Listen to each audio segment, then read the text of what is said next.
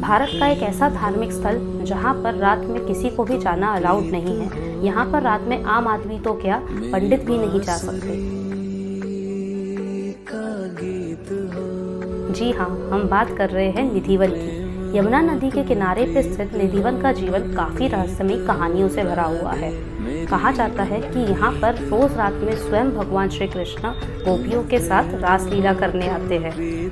निधिवन के जंगल में स्थित एक महल है जहाँ पर 7 ताले लगा करके अंदर में पान, दातून और सारे श्रृंगार का सामान रखा जाता है और सवेरे जब पंडित उन तालों को खोलते हैं तो सारा सामान इस्तेमाल किया हुआ पाया जाता है। यदि आपके घर में कोई तुलसी का पौधा है तो उसकी ऊंचाई ज़्यादा नहीं होती है, परंतु निधिवन के जंगल में स्थित तुलसी के पेड़ बहुत बड़े हैं और यह कोई आम पेड़ नहीं है। कहा जाता है कि रात में यही पेड़ गोपियों का रूप ले लिया करते हैं।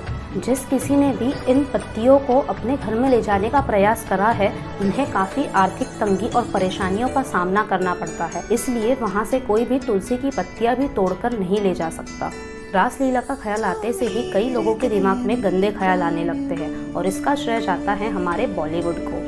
परंतु रासलीला का मतलब यह होता है कि अपने आराध्य को प्राप्त करना, और आराध्य का किसी भी काम वासना से कोई मेल नहीं है। खैर, ये तो हो गई रासलीला की बातें, परंतु एक ऐसी कथा है जिसके बारे में शायद ही कोई जानता हो। एक बार एक गुरु अपने शिष्य को निधिवन के बारे में कहानियाँ बता रहे थे और वह सुनने के बाद वह शिष्य का मन काफ़ी आतुर हो जाता है यह जानने के लिए कि क्या सच में वहाँ रोज रात में श्री कृष्ण आया करते हैं।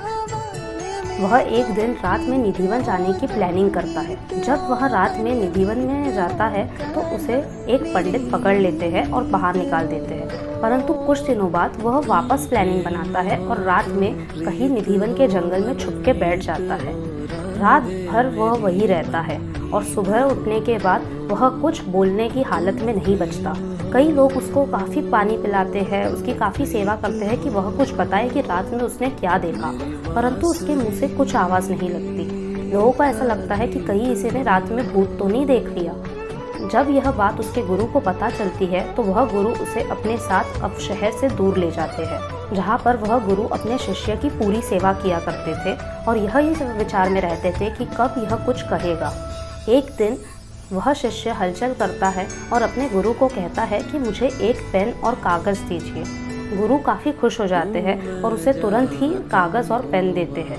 वह उसे कागज़ और पेन देने के बाद अपने किसी कार्य के लिए चले जाते हैं। जब कुछ देर बाद वह लौटते हैं तो वह देखते हैं कि उनका शिष्य वहाँ मरा हुआ पाया जाता है। वह अब दीवार से अपना सर ठोककर आत्महत्या कर लेता है और वह उस कागज़ के टुकड़े पे लिखता है कि मैंने उस रात में श्री कृष्ण को स्वयं देखा और उन्हें देखने के बाद मेरा इस संसारिक जीवन में कोई मोह नहीं रह गया। मुझे यहाँ पर नहीं जीना और इसलिए मैं आत्महत्या कर रहा हूँ। यह देखकर गुरु काफ़ी दंग रह जाते हैं और सारे लोगों को भी यह बात पर यकीन आ जाता है कि वहाँ पर रोज़ रात में सच में श्री कृष्ण ही आया करते हैं। इस कलयुग में भी कई लोगों ने यह प्रयास किया है कि वह रात में निधिवन के जंगल में रुके, परंतु उनके साथ ऐसी घटनाएं घटित हुई है जिससे वह जिंदा भी रह गए तो यह बता नहीं पाए कि उन्होंने रात में क्या देखा। कुछ गूंगे हो गए, कुछ बहरे हो गए तो कुछ अंधे हो गए।